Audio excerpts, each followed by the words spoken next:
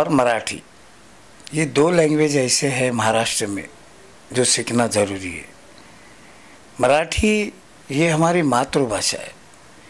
मराठी का अपमान तो शिवसेना बिल्कुल बर्दाश्त नहीं करेगी। मराठी का कम होना ये शिवसेना के लिए बर्दाश्त के बाहर है। इसलिए मराठी का तो हमारे सर के ऊपर मराठी है, लेकिन इंग्लिश पढ़ना क्या गुनाह नहीं है।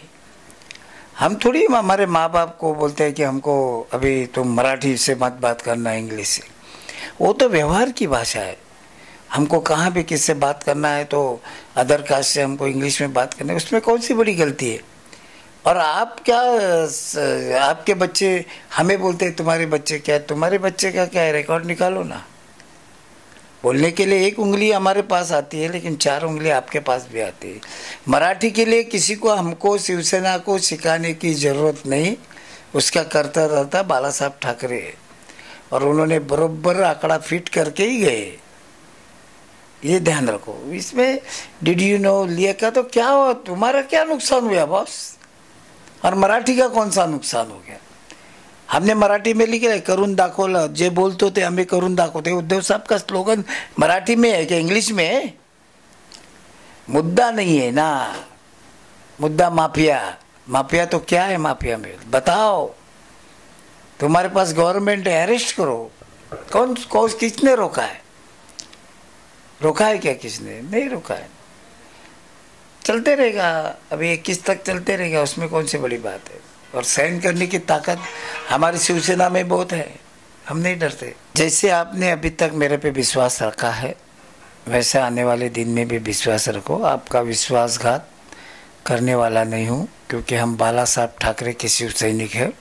हमारे खून में ईमानदारी है, हमारे रग रग में ईमानदारी है, और हमारे रग रग में सेवा भावी है। लोगों की सेवा करना, लोगों को रिलीफ देना, ये हमारा काम है। आप कोई चीज़ की ये मत कीजिए। ठीक है, सोच अलग है, विचार अलग है, पक्ष अलग है, लेकिन आपके रोज़मर्रा ज़िंदगी में कौन आता है तो उनको मालूम है कि 2005 का भी सिचुएशन निकाला, जो बाढ़ आई थी, तो उसमें पहला नंबर शिवसेना का कार्यकर्ताओं का था, हमारा था। ये जेबी नगर वासी भूलेंगे नहीं, ये पाइपलाइन वासी भूलेंगे नहीं, क्योंकि उनको मालूम है 2005 में अगर सबसे पहले दौड़ के आई तो एम्बुलेंस लेके शिवसेना आई थी। तो इसलिए हमें डर नहीं लगता है, हमें लोगों के ऊपर छोड़ा है, और हम 100% जीतने वाले। तीनों सीट 81, 82, 83 ये शिवसेना का गढ़ है, और ये शिवसेना ही जीतेगी, इसमें गुंजाइश कोई बात की नहीं। तो ये थे हमारे साथ सुभाष कांता सावंत जी, जिनका कहना है कि शिवसेना ने लोगों का कार्य किया है और कार्य करते रहेंगे। इसी काम के बल पे वो फिर से महानगर पालिका चुनाव में भारी संख्या में नगर सेवकों के साथ सत्ता में आएंगे। कैमरामैन निखिल के साथ जितेंद्र यादव, सिटीजन अलर्ट।